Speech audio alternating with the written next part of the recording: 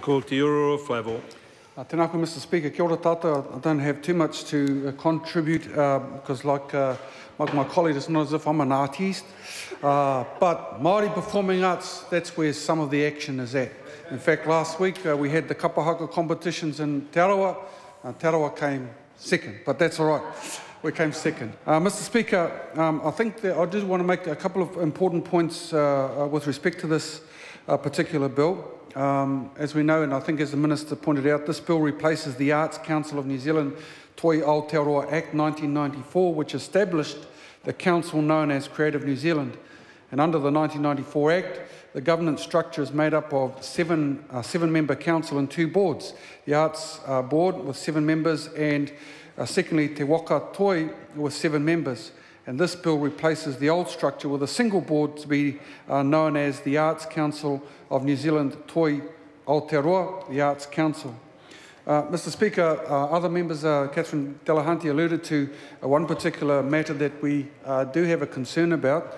Although having said that, as we try to do with most of the first readings of all bills, let them have some air, let them go out to public debate and consideration.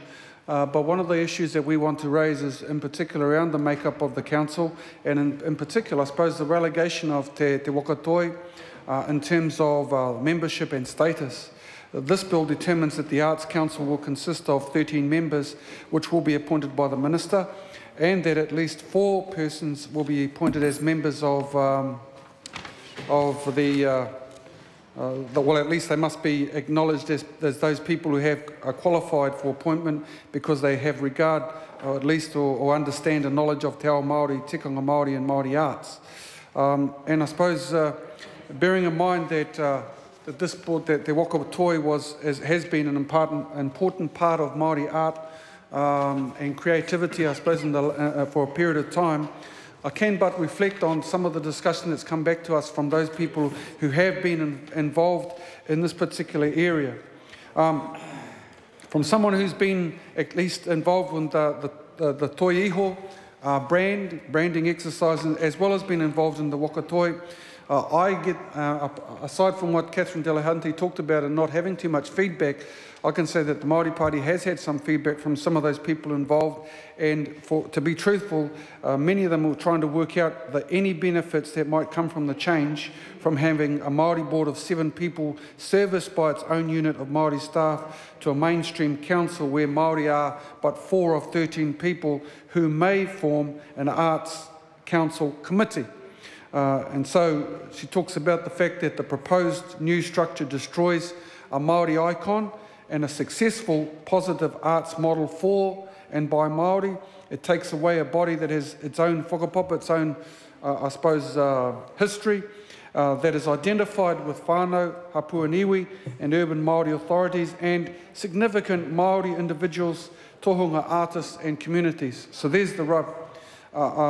She continues that for her, when she heard about the changes, she believed that it meant that the vital and important entity of Waka Toi is lost to us, she talked about, forever, and she couldn't see the reason for it, and that she wasn't at that point convinced that there was any good for Māori or New Zealand, or indeed the international communities who identify the Waka Toi brand with high quality Māori art and culture. So I think there's an issue there that hopefully will be considered by the Select Committee. The second issue, sir, is I suppose around the protection of quality, Māori quality, which Te Toi Iho, the Māori brand, was all about.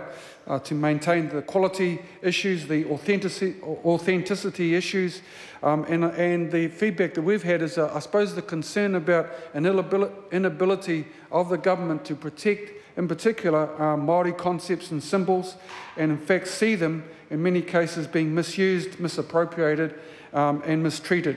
And I cite the incidents, for example, of the Māori Face Moko kit promoted on a American Halloween store website. I cite the incidents of the use of Māori designs by a person by the name of Philip Morris on their cigarette packaging, a baker's advertisement in which gingerbread men performing a haka are flattened by a giant bag of white flour, I cite the incidents of the copyright of Māori names by the Danish toy company Lego, or the use of the so-called Māori warrior in the Sony game.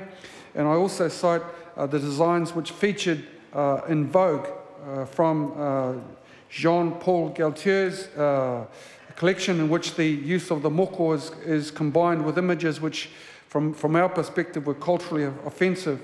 Namely, a female model with a moko is posing sitting with her legs open, and the other images convey a theme of cannibalism.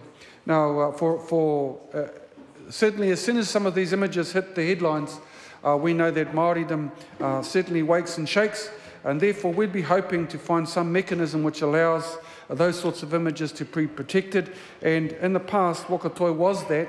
We would hope that there is some mechanism in there that does protect those particular images where possible, and would hope that in the select committee process those points are made to allow this to happen. With that, thank you very much, Mr. Speaker. Kia ora tātou.